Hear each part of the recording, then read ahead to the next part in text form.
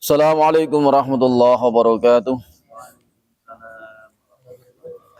Innal hamdalillah nahmaduhu nusalli wa nusallimu ala rasulil karim wa ala alihi washabbihi ajma'in. Subhanaka la ilma lana illa ma 'allamtana innaka antal alimul hakim. La haula wa la quwwata illa billahil aliyil azim. Allahumma faqihna fid din wa 'allimna ta'wil. Bapak-bapak jamaah salat Asyar Masjid Jami Ar-Royan Pondok Gede yang dimuliakan Allah Subhanahu wa taala, alhamdulillah.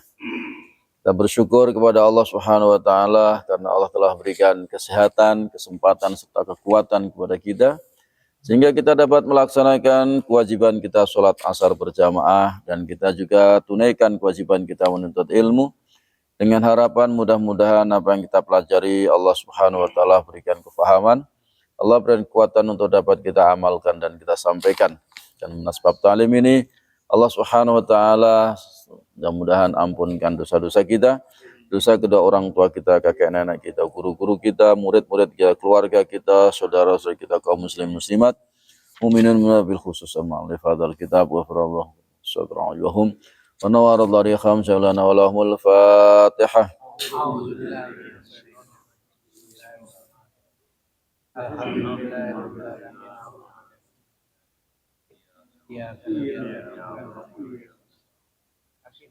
صراط الذين أنعمت عليهم. Amin ya rabbal alamin. Kita lanjutkan kajian kitab Hayatus Sahabah, kisah-kisah para sahabat radhiyallahu anhum. Tafsir Ibnu Jarir terhadap firman Allah Ta'ala yang berbunyi wa ma kanal mu'minuna liyanfiru kaffah. Tidak sepatutnya bagi orang-orang yang mukmin itu pergi semuanya ke medan perang, ya.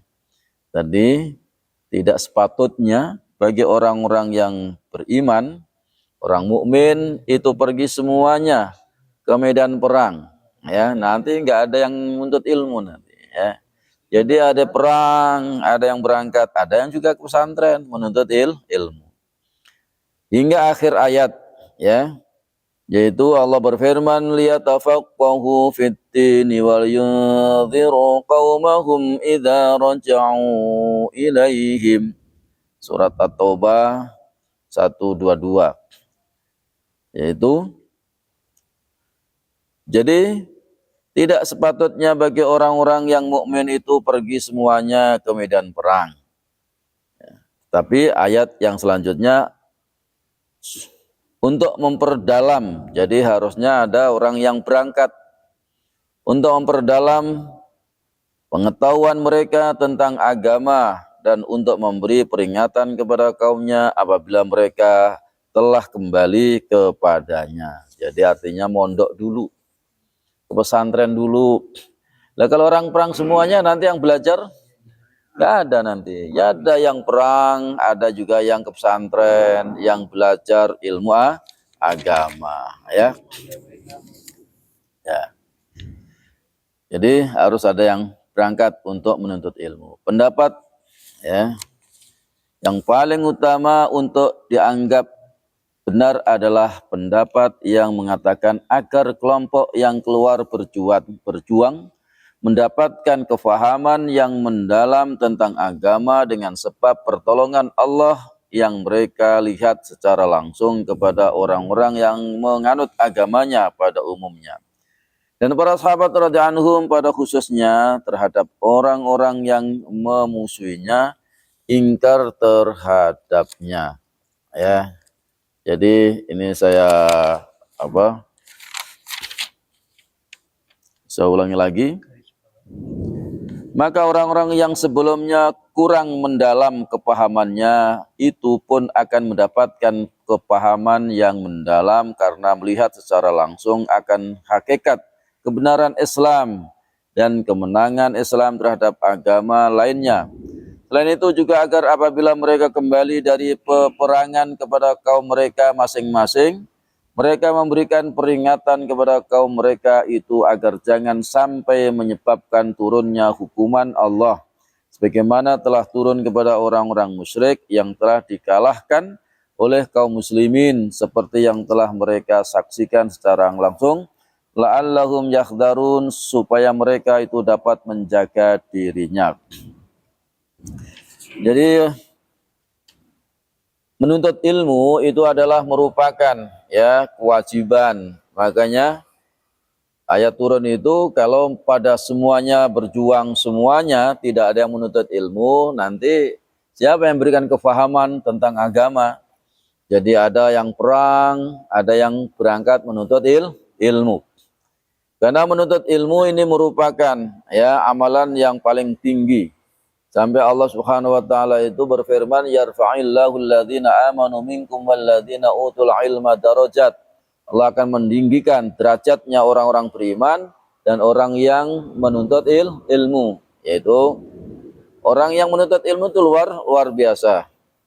Dan di dalam kitab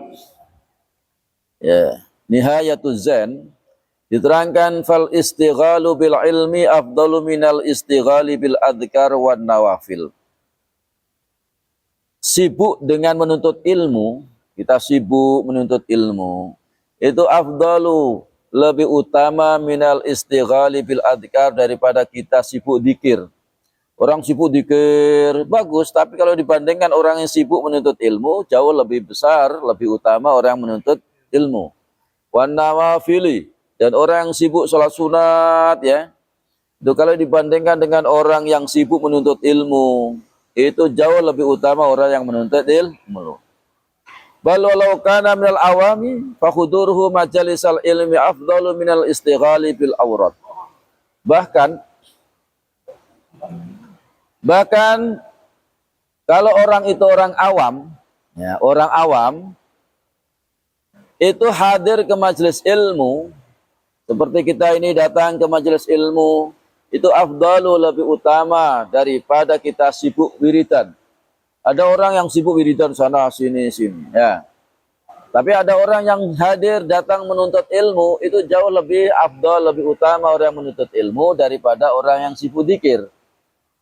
Ada orang sibuk dzikir, ada orang sibuk amalan-amalan sunat. Itu kalau dibandingkan dengan orang yang datang ke majelis ilmu, itu jauh lebih utama daripada orang yang sibuk dzikir, sibuk kemudian amalan-amalan sunat. Kenapa? Karena menuntut ilmu ini merupakan kewajiban yang manfaatnya bukan untuk dirinya sendiri, tetapi manfaatnya untuk orang banyak. Itu menuntut ilmu. Maka orang yang menuntut ilmu itu luar biasa, Jadi ini ayat dan juga hadis memberikan sungguhan kita di dalam menuntut ilmu, karena menuntut ilmu itu merupakan kewajiban kita dari kecil sampai kita meninggal dunia. Tapi karena mereka itu kurang paham tentang menuntut ilmu agama, sehingga orang itu pada lupa untuk menuntut ilmu agama. Tapi yang dituntut ilmu umum terus, lupa dia itu, enggak menuntut ilmu agama. Padahal kalau enggak menuntut itu hukumnya dosa. Diterangkan bahwa dosa yang paling besar nanti di hadapan Allah di hari kiamat itu dosanya orang yang enggak menuntut ilmu. Kenapa? Karena orang enggak menuntut ilmu ini akhirnya kan dia melanggar, enggak tahu. Dia enggak sholat, enggak puasa, enggak tahu hukumnya apa, enggak tahu. Kenapa? Karena dia tidak menuntut ilmu. Maka dosa yang paling besar itu nanti di sana itu justru orang yang enggak mau menuntut ilmu. Kemudian memadukan antara jihad dan ilmu. Nah, kita juga jihad dan juga punya ilmu. Perkataan Abu Sa'id radhiyallahu anhu mengenai cara para sahabat radhiyallahu anhu memadukan antara berpeperangan dan mencari ilmu. Berperang dan mencari ilmu. Ibnu Abi Haisamah dan Ibnu Asakir meriwayatkan sanadnya dari Abu Sa'id radhiyallahu anhu yang berkata, kami biasa ikut berperang dan meninggalkan 1-2 orang untuk mendapatkan hadis Nabi SAW. Kemudian setelah kami datang dari peperangan, maka mereka menyampaikan hadis itu kepada kami yang telah disampaikan oleh Nabi SAW. Lalu kami pun menyampaikan hadis itu dengan mengatakan Rasulullah SAW bersabda. Nah, jadi kalau sahabat itu kalau berperang, itu juga ada yang ditinggal di rumah. 1-2 orang kamu ya yang tunggu di rumah. Nanti apa yang disabdakan Nabi itu nanti sampaikan kepada kami. Tuh, jadi enggak semua nanti apa yang disabdakan Nabi kalau pergi semuanya maka ditinggal. Ada beberapa sahabat kamu tinggal di rumah, kemudian apa yang disampaikan Nabi, hadis Nabi itu nanti sampaikan kepada kami. Nah, itu.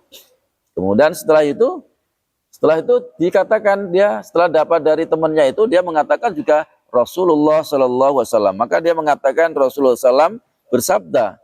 Padahal nggak langsung dari dia, kan dari temannya. Tapi karena sahabat itu amanah, bisa dipercaya, tidak mungkin bohong, ya. Maka ya akhirnya diceritakan bahwa dia mendengar dari temannya dari Rasulullah Shallallahu Alaihi Wasallam yang pertama kali menerima hadis dari Nabi. Ya, memadukan antara bekerja dan mencari ilmu. Nah, tadi kalau perang dan juga menuntut ilmu, dia berjuang tapi dia disisakan tinggal di rumah kamu yang bagian menuntut ilmu. Ya, itu harus ada paduan. Ini memadukan antara bekerja dan mencari ilmu. Hadis Anas tentang bagaimana para sahabat radhiyallahu anhum memadukan antara bekerja dan mencari ilmu. Abu Nu'aim meriwayatkan sanadnya dalam kitab Khilyatul Auliya dari Sabit Al-Banani. Ia berkata suatu ketika Anas bin Malik radhiyallahu anhu menceritakan tentang 70 orang sahabat Ansor. Apabila waktu malam tiba, mereka datang ke tempat guru mereka di Madinah untuk melewati malam dengan mempelajari Al-Quran. Subhanallah. Ini sahabat, ya, 70 orang, itu kalau lewat malam, dia malah pergi ke gurunya di Madinah untuk apa? Untuk belajar Al-Quran.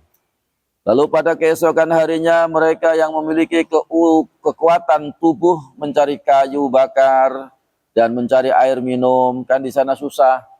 Dulu zaman Nabi itu, ya kayunya kayu bakar untuk masak, airnya juga susah, ya. Tidak seperti sekarang hujan terus nih, banyakkan air ya. Sedangkan mereka yang memiliki keluasan rizki menyembelih seekor kambing. Kalau yang punya kambing, potong.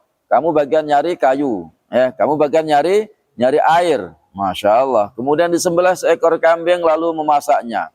Kemudian makanan itu diantar dan digantung di depan rumah istri-istri Rasulullah Shallallahu Alaihi Wasallam. Tuh kan.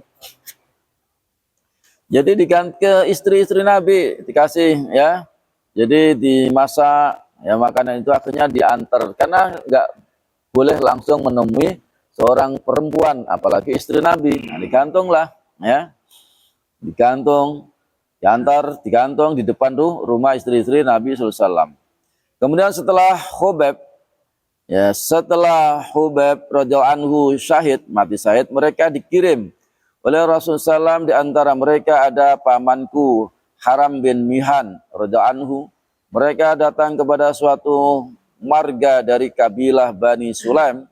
Lalu Haram, nama orang ini, berkata kepada ketua mereka, bolehkah aku beritahukan kepada mereka bahwa kami tidak ingin menyerang mereka, agar mereka membiarkan kami. Ketua itu berkata, boleh. Maka Haram datang kepada mereka lalu mengatakan hal tersebut kepada mereka. Lalu seseorang menghadapnya dengan tombak dan menusukkannya kepada Haram. Ketika Haram merasa bahwa tombak itu telah masuk ke dalam perutnya, ia berseru, Allahu Akbar, aku menang, aku menang. Demi Tuhannya Ka'bah. Orang-orang Bani Sulaim pun mengepung dan menyerang orang-orang Ansor tersebut sehingga tidak tersisa seorang pun yang dapat menyampaikan kabar mereka. Aku tidak pernah melihat Rasulullah SAW merasa bersedih terhadap suatu pasukan yang beliau kirim seperti kesedihan beliau terhadap mereka. Aku pun telah melihat Rasulullah SAW setiap kali sholat subuh, Mereka mengangkat kedua tangannya mendoakan keburukan terhadap warga dari kabilah Bani Sulaim tersebut.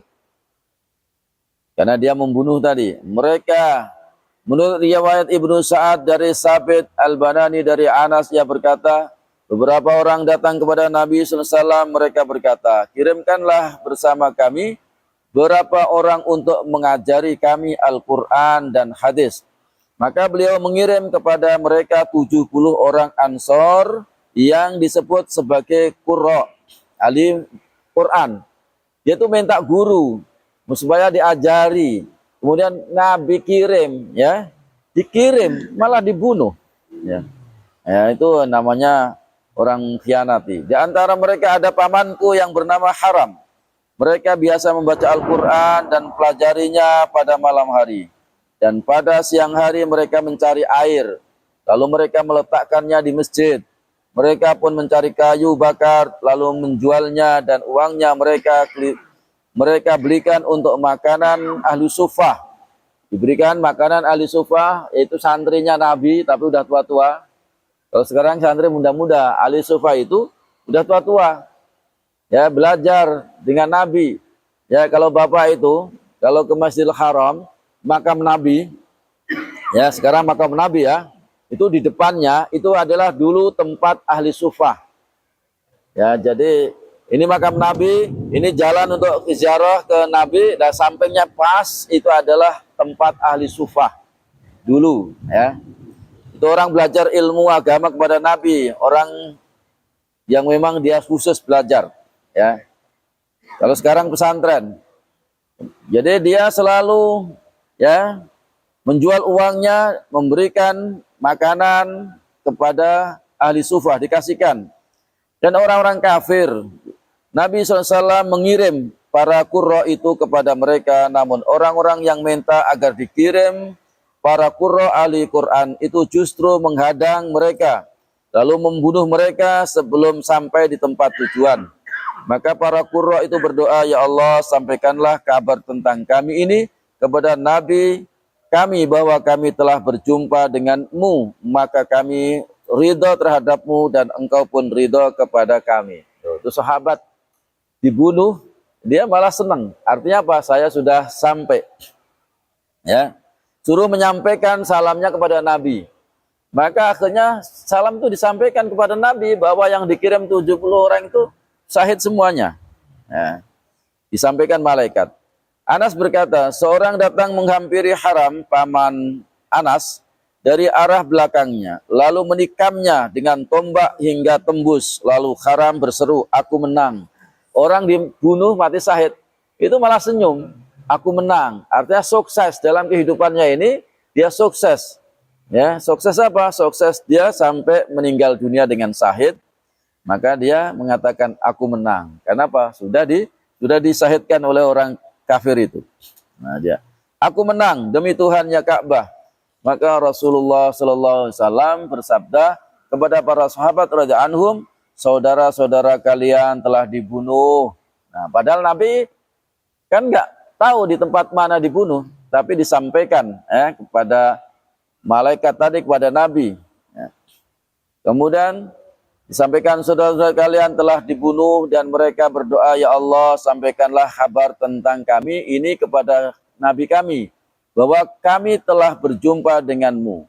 Maka kami ridho terhadapmu dan engkau pun ridho terhadap kami. Itu kabar itu diberikan sampaikan kepada Nabi. Nabi menceritakan kepada sahabat-sahabat bahwa teman-temanmu, saudara-saudaramu sudah terbunuh, dan dia sudah mengatakan sudah berjumpa dengan Allah. Ya, maka dia ridha kepada Allah dan Allah pun ridha kepadanya. Jadi itulah para sahabat radhiyallahu anhum. Ya, dia sudah dikirim Nabi untuk berjuang, untuk mengajari satu kaum, tapi ternyata di jalan malah dibunuh. Nah, itulah orang-orang dahulu. Tapi orang meninggal dunia itu kalau dalam keadaan sehat, enggak perang. Orang dibunuh, dia berangkat menuju ke satu kabilah yang disuruh Nabi. Kenapa? Karena kaum itu minta Nabi supaya dikirim orang ahli Quran, ahli hadis, supaya mengajari kami di kampung kami. Ya. Setelah dikirim Nabi, belum sampai ke tempat tujuan malah dibunuh. Malah dibunuh. Ya, akhirnya disampaikan kepada Nabi dan akhirnya Nabi memberitakan kepada sahabat-sahabat radhiyallahu anhum, memberitahu bahwa saudara-saudara kalian semua sudah terbunuh. Nah, itulah Bapak sekalian, mudah-mudahan kita ini belajar tambah semangat ya, menuntut ilmu yang merupakan kewajiban kita dari kecil sampai akhir hayat. Kalau yang lebih bagus lagi, ajak saudara kita biar mau ngaji lagi ya Pak Komar. Tangganya diajak lagi, ayo kita ngaji ke Masjid Ar-Royan. Ya, Bapak ini wajibnya itu sampai mati menuntut ilmu, bukan waktu-waktu kecil aja. Sekarang nggak pernah ngaji lagi, nah itu malah dosa. Maka diajak untuk ngaji. Dengan ngaji insya Allah akan paham. Dengan ngaji kita akan mendapatkan yaitu nur kalamullah. Karena ketika Al-Quran disampaikan, dibacakan itu nur kalamullah itu masuk ke dalam hati kita. Kalau disabdakan Nabi, hadis dibacakan ya, maka hadis yang dibacakan itu nanti ada kalam nurun nubuwah. Nur cahaya Nabi itu masuk ke dalam hati untuk menerangi dalam kehidupan kita. Kenapa orang itu pada gelap, nggak mau sholat, nggak mau puasa? Karena gelap, nggak ada penerang dari Al-Quran, nggak ada penerang dari hadis, karena dia nggak mau ngaji. Coba kalau dia mau ngaji, itu cahaya kalamullah masuk dalam hati. Cahaya sabda Nabi masuk ke dalam hati, sehingga hatinya itu terang, sehingga untuk sholat mudah, untuk sholat ringan, ya. Untuk apa? Ngaji juga ringan, untuk puasa juga ringan. Kenapa? Karena ada cahaya keimanan. Tapi kalau nggak mau ngaji, itu gelap hatinya, ya.